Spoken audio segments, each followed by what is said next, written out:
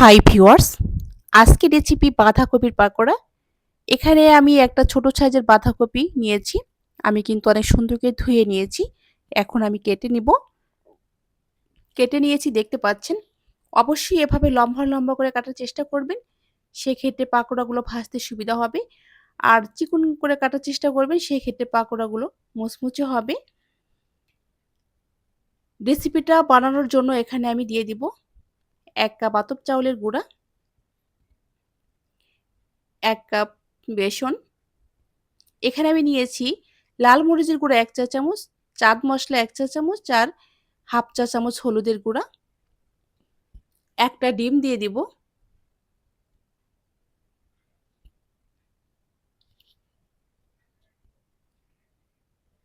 স্বাদ মতো লবণ,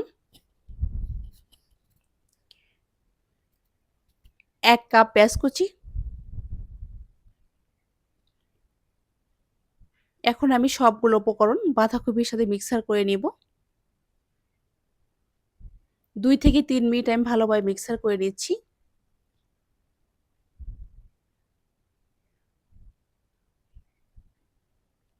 মিক্সার করে নিয়েছি। এখন আমি এখানে 1 কাপ নরমাল পানি নিয়েছি। আমি একটু করে পানি দিব আর মাখাবো।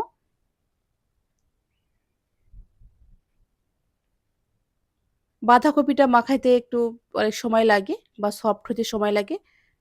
দেখেন এখানে আমার 8 থেকে 10 মিনিট লেগেছে মাখাইতে।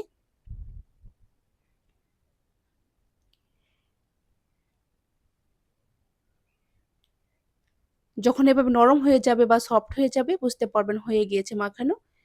আমি এখন দিয়ে দিচ্ছি কাঁচা মরিচ কুচি, দিয়ে দিচ্ছি ধনিয়া পাতা।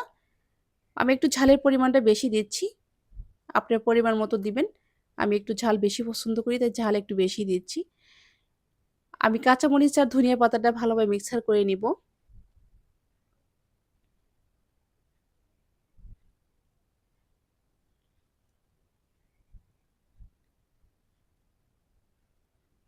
এভাবে শেপ বানিয়ে আমি ভেজে নিব। আমি এভাবে শেপ বানিয়ে নিব। এখানে আমি চুলাতে কড়াই দিয়েছিলাম, তেল দিয়ে গরম হয়ে গিয়েছে। তেল দিয়ে দিয়েছি। আমি অবশ্যই ডুবো তেলে ভাজতে হবে।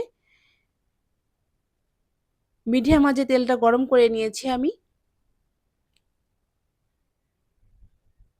মিডিয়াম আঁচে ভাজতে হবে। এক পাশ হয়ে গিয়েছে, আমি উল্টিয়ে দিব। মিডিয়াম আঁচে ভাজবেন। হাই হিটে ভাজলে অবশ্য কালার আসবে, কিন্তু টেস্টটা ভালো আসবে না। ভাজা হয়ে গিয়েছে আমার। যখন কালারটা এরকম আসবে তখন বুঝতে পারবেন পাকোড়াটা হয়ে গিয়েছে। আমি এভাবে সবগুলো ভেজে নিব।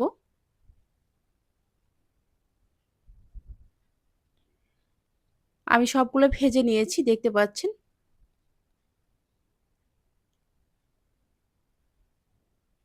বিকালবেলা চার সাথে পাতাকপির এই পাকোড়ার নাস্তাটা বানিয়ে নিতে পারেন।